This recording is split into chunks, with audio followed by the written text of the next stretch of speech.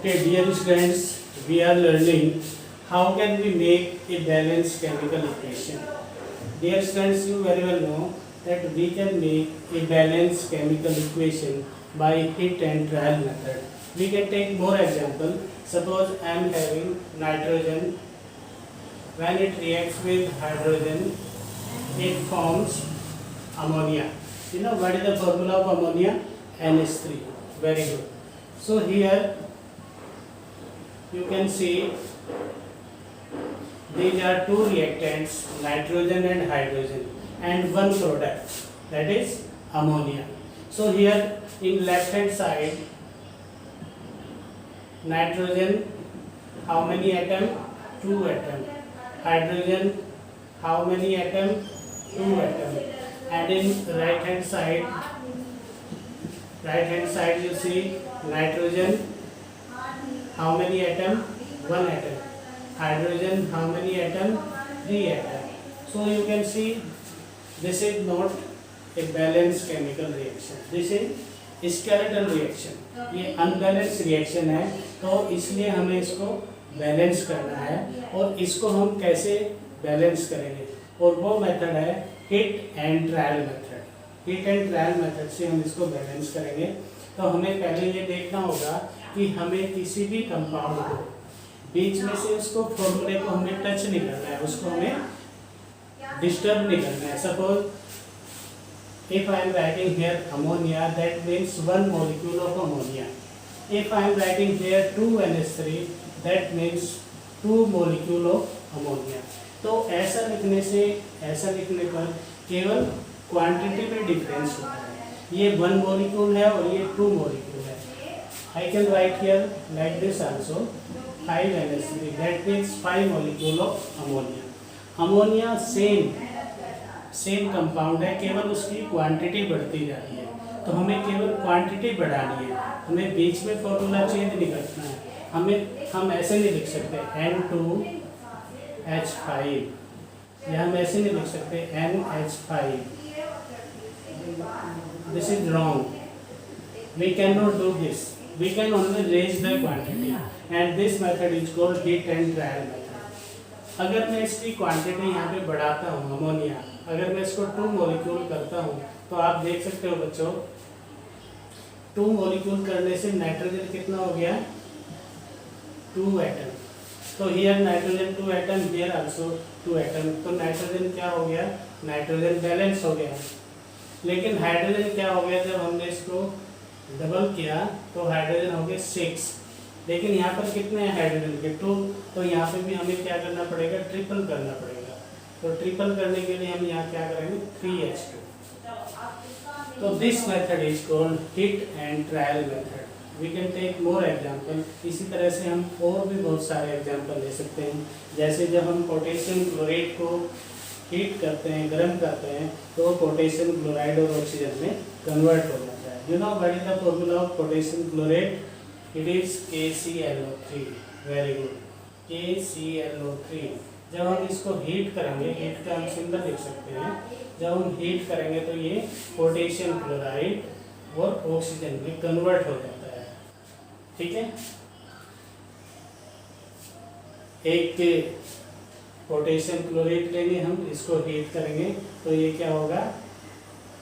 उसमें कन्वर्ट हो जाएगा पोटेशियम क्लोराइड और ऑक्सीजन में. आप इसके साथ साथ यहाँ देख सकते हैं. तो आप देख सकते हो लेफ्ट हैंड साइड और राइट हैंड साइड किस तरह एलिमेंट है और उनके कितने एटम हैं. तो लेफ्ट हैंड साइड में पोटेशियम के how many atom? 1 atom. Chlorine how many atom? 1 atom. Oxygen how many atom? 3 atom. Okay. Now you see here also right hand side, product side. Potassium how many atom? 1 atom. Chlorine how many atom? 1 atom. Oxygen how many atom? 2 atom. So you see here potassium और chlorine तो same है, लेकिन oxygen का जो है वो unbalance है. Oxygen same नहीं है. ऑक्सीजन रिएक्टेंट साइड में 3 है और प्रोडक्ट साइड में 2 एटम है. तो इसको हम बैलेंस कैसे करेंगे? यदि हम यहाँ पर इसकी क्वांटिटी बढ़ाते हैं, यदि हम इसको 2 KClO3 करते हैं, तो ऐसे करने से क्या होगा? पोटेशियम भी 2 हो गए, क्लोरीन भी 2 हो गए, और ऑक्सीजन कितने हो गए, ऑक्सीजन कितने हो गए, 6 एटम। तो इसी तरह अगर हम यहाँ पर कर देते हैं, इस तरह यहाँ पर अगर हम करेंगे 2 KCl, तो इससे क्या हो गया, पोटेशियम भी 2 हो गए, क्लोरीन भी 2 हो गए। तो पोटेशियम और क्लोरीन तो सेम हो गए, दोनों में सेम हो गए। लेकिन अब ऑक्सीजन को हमें देखना है, ऑक्सीजन इधर कितने हैं, 6 एटम, लेकिन प्रोडक्ट साइड कितने हैं, 2। तो यहाँ पर हम 6 कैसे कर सकते हैं, 3 से अगर हम मल्टीप्लाई करते हैं तो यहाँ पर भी 6 हो जाएंगे। तो इस तरह से अगर हम 3 से मल्टीप्लाई करें तो ये भी ऑक्सीजन भी बैलेंस हो जाएगा। तो इस रिएक्शन को हम, इस तरह के रिएक्शन को हम कहते हैं balance chemical reaction. A balanced chemical reaction is that reaction in which the number of atoms of each elements in reactant side and product side are equal is called a balanced chemical reaction. ऐसी reaction जिसमें सभी elements के number of atoms reactant side और product side equal हो, उसको कहते हैं balance chemical reaction. अगर इक्वल नहीं है तो उसको कहेंगे अनबैलेंस, या उसी को दूसरा नाम हम देते हैं स्केलेटल रिएक्शन। तो इसी तरह से बच्चों बहुत सारी रिएक्शन है जो आपकी बुक में है, और एनसीईआरटी बुक में जो एक्सरसाइज में क्वेश्चन नंबर 9, 10, 11 है, उन सबको आप करके देखेंगे तो आप इन सबको बैलेंस करना आप बहुत easily you can learn very well. Okay, now next topic, that is next topic बहुत इंपॉर्टेंट है, और ये टॉपिक है how can we make a chemical reaction more informative. किसी केमिकल रिएक्शन को हम ज़्यादा से ज़्यादा इंफॉर्मेटिव कैसे बनाएं। What is my question? My question is how can we make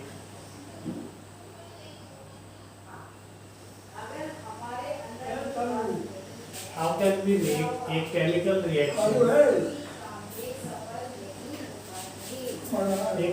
reaction more informative.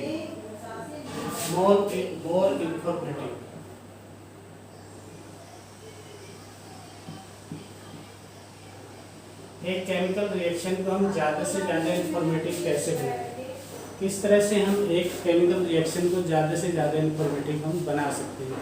जैसे I am taking some example. First example, when carbon reacts with oxygen, it forms carbon dioxide.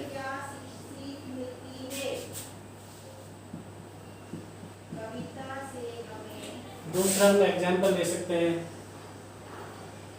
जैसे sulphur reacts with oxygen, it form sulphur dioxide. Okay, तीसरा example हम ले सकते हैं, when zinc एस्को solid, zinc को हम solid form में लेते हैं, और सल्फ्यूरिक एसिड H2SO4 इसको हम एक्वस फॉर्म में लेते हैं। जब ये रिएक्ट करता है तो ये क्या बनाता है, जिंक सल्फेट, जो एक्वस फॉर्म में होता है, और इसमें हाइड्रोजन गैस निकल जाती है। Clear to you students, this is a gas. Okay, एक और एग्जांपल हम ले सकते हैं, और भी बहुत सारे एग्जांपल हम ले सकते हैं। जब methane reacts with oxygen, it form carbon dioxide plus H2O plus heat.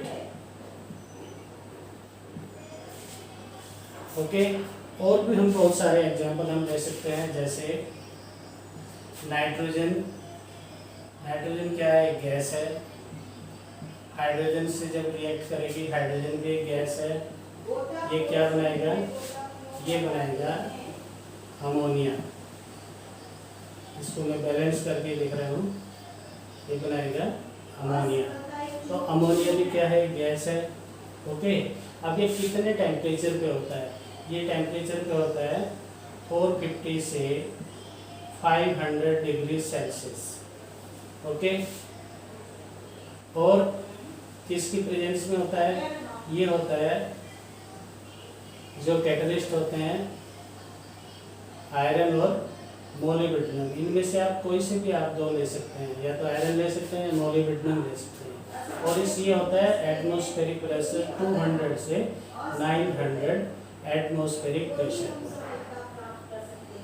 Okay dear students, now you can very well understand these are the chemical reaction and you see here this is only word equation, जो केवल word equation में लिखी हुई है, only word equation and this reaction only symbol, न इस पे state लिखा हुआ है, न टेम्परेचर है, न प्रेशर है, कौन सा प्रोडक्ट बन रहा है, कैसा बन रहा है, नथिंग इज देयर। लेकिन इस रिएक्शन में जिंक का स्टेट बता दिया है, सॉलिड है, सल्फ्यूरिक एसिड एक्वस फॉर्म में है, लेकिन किस टेम्परेचर पे हो रहा है, इसमें कौन सा कैटलिस्ट यूज होता है, nothing is there. Again product को भी बता दिया किस स्टेट में है और हाइड्रोजन को भी बता दिया। तीसरे में मीथेन रिएक्ट करता है ऑक्सीजन से, तो इसमें हीट प्रोड्यूस होती है। फिफ्थ रिएक्शन जिसमें स्टेट भी गिवन है, टेम्परेचर भी गिवन है, कैटलिस्ट भी गिवन है और एटमॉस्फेरिक प्रेशर है। तो पांचों केमिकल रिएक्शन को आप ध्यान से पढ़िए, बहुत ध्यान से पढ़िए and find out the difference. उनमें डिफरेंस क्या है, डिफरेंस से आपको पता लगेगा कि हम कैसे इनको कौन सी chemical reaction is more informative. Okay dear students, अब आपको पता लग गया होगा जो केमिकल रिएक्शन नंबर 5 है, this chemical reaction is more informative because in this chemical reaction जो रिएक्टेंट्स है उनकी स्टेट भी गिवन है। नाइट्रोजन गैसेस फॉर्म में है, हाइड्रोजन भी गैस फॉर्म में है और ये 450 से 500 डिग्री सेल्सियस पे होता है। और उसके साथ साथ इसमें जो कैटलिस्ट यूज होते हैं वो कैटलिस्ट होते हैं आयरन और मोलिब्डेनम। और ये कितने एटमॉस्फेरिक प्रेशर पे होता है, 200 से 900 एटमॉस्फेरिक प्रेशर पे। और इसमें जो प्रोडक्ट बनता है अमोनिया वो भी गैसेस फॉर्म में है। तो सबसे ज़्यादा जो इंफॉर्मेशन है वो है इक्वेशन नंबर 5 में। तो this equation is more and more informative.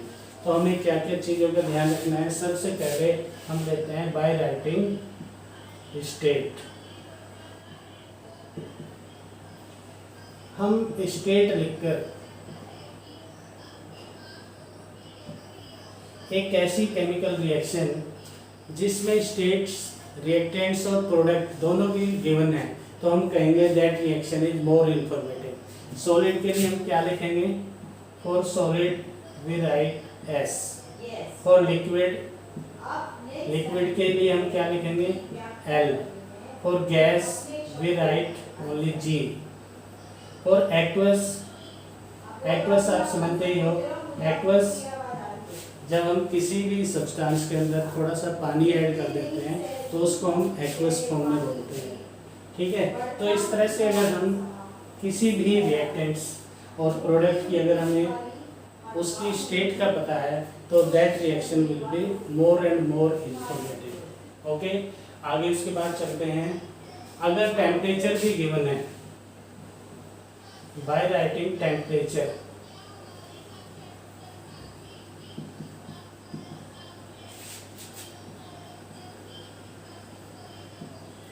Temperature लिखकर भी हम उस केमिकल रिएक्शन को और भी ज़्यादा इंफॉर्मेटिव बना सकते हैं। जैसे आप देख रहे हो equation number 5, this reaction, this particular chemical reaction occurs at 450 से 500 डिग्री सेल्सियस। ओके, उसके बाद है बाय राइटिंग प्रेशर।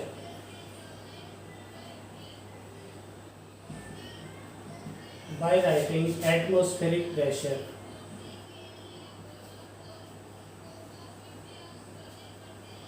अगर किसी रिएक्शन में एटमॉस्फेरिक प्रेशर भी लिखा हुआ होता है तो वो रिएक्शन और ज़्यादा इंफॉर्मेटिव हो जाती है। जैसे इक्वेशन नंबर 5, तो इसमें क्या लिखा हुआ है, इसमें 200 से 900 एटमॉस्फेरिक प्रेशर पर ये रिएक्शन होती है। तो अगर ये भी किसी रिएक्शन में लिखा होता है तो वो रिएक्शन ज़्यादा इंफॉर्मेटिव होती है। Next one is evolution of gas, या आप लिख सकते हैं इवैल्यूएशन ऑफ गैस।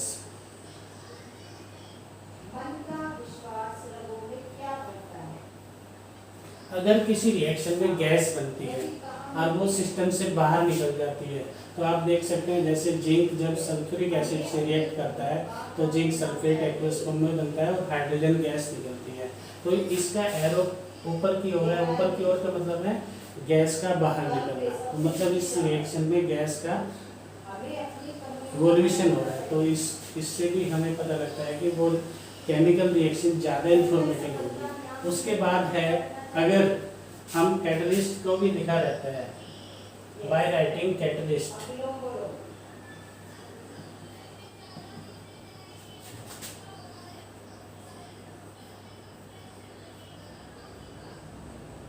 अगर किसी रिएक्शन में कैटलिस्ट भी गिवन है, सभी केमिकल रिएक्शन कैटलिस्ट के प्रेजेंस में नहीं होती, लेकिन जो केमिकल रिएक्शन कैटलिस्ट के प्रेजेंस में होती है, जैसे अमोनिया कैसे बनता है, जब नाइट्रोजन और हाइड्रोजन, इसमें दोनों में से कोई भी हम catalyst we can use, whether it is iron और या तो हम फेरस को यूज कर सकते हैं या मोलिब्डेनम को। तो अगर ये भी गिवन है तो that reaction will be more and more informative. ऐसी रिएक्शन बहुत ही ज़्यादा इंफॉर्मेटिव होगी। ओके, इसके बाद आता है evolution of heat. Evolution of heat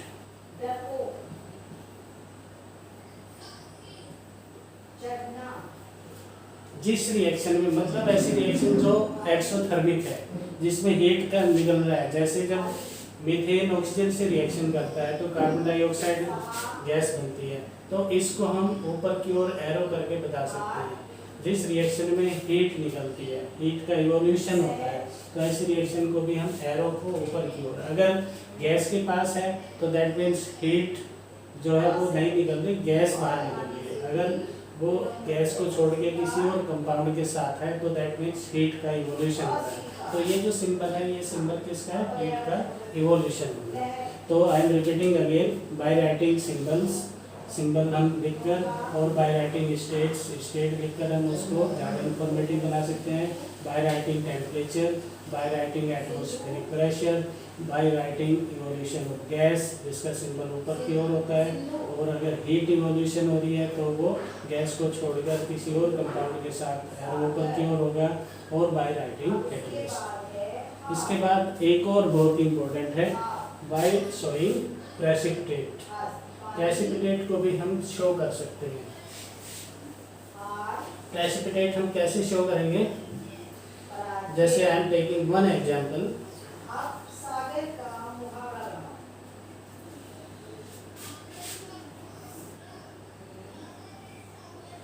when barium chloride का aqueous solution reacts with sodium sulfate NaCO4, इसका भी हम एक्वस सॉल्यूशन लेंगे। ये रिएक्ट करके क्या बनाता है, बेरियम सल्फेट, ये वाइट कलर का प्रेसिपिटेट बनता है।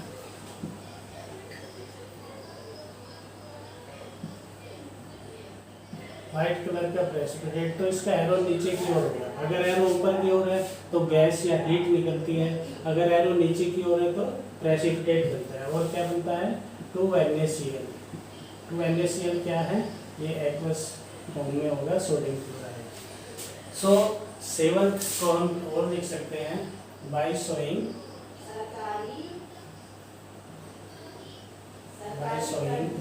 प्रेसिपिटेट। प्रेसिपिटेट आपको पता ही है, insoluble substance. Precipitate means insoluble substance. तो इस रिएक्शन में बेरियम क्लोराइड का एक्वस सॉल्यूशन सोडियम सल्फेट के एक्वस सॉल्यूशन से रिएक्ट करके बेरियम सल्फेट का वाइट प्रेसिपिटेट बनाता है और सोडियम क्लोराइड का एक्वस सॉल्यूशन बनता है। तो इन सारी रिएक्शन को हम ज़्यादा अपनी रिएक्शन को मोर इंफॉर्मेटिव बना सकते हैं। Repeating again, by writing symbols, symbol में लिखकर, बाय राइटिंग स्टेट, सॉलिड के लिए S, लिक्विड के लिए L, गैस के लिए G, एक्वस के लिए AQ। Okay, by writing temperature, temperature लिख के, by writing atmospheric pressure, evolution gas है तो एरो ऊपर की ओर लिखेंगे। अगर कैटलिस्ट है तो कैटलिस्ट को भी एरो के पास लिखेंगे, जो बीच में रिएक्टेंट्स और प्रोडक्ट के बीच में होता है। और अगर इवोल्यूशन ऑफ हीट तो गैस को छोड़ के किसी और कंपाउंड के साथ हम एरो ऊपर की ओर लगा देंगे तो उससे हमें क्लियर हो जाएगा कि हीट इवॉल्व हो रही है, एक्सोथर्मिक रिएक्शन है। अगर हम प्रेसिपिटेट बनता है किसी रिएक्शन में तो उसका एरो हम नीचे की ओर लगाएंगे। तो by these all symbols and by writing temperature or atmospheric pressure we can make our chemical reaction more and more informative.